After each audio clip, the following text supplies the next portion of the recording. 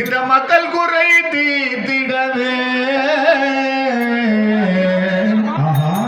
இன்று மனமிறங்கி வாரும் அம்மா. யாருக்கு வந்திருக்கிற அம்மா?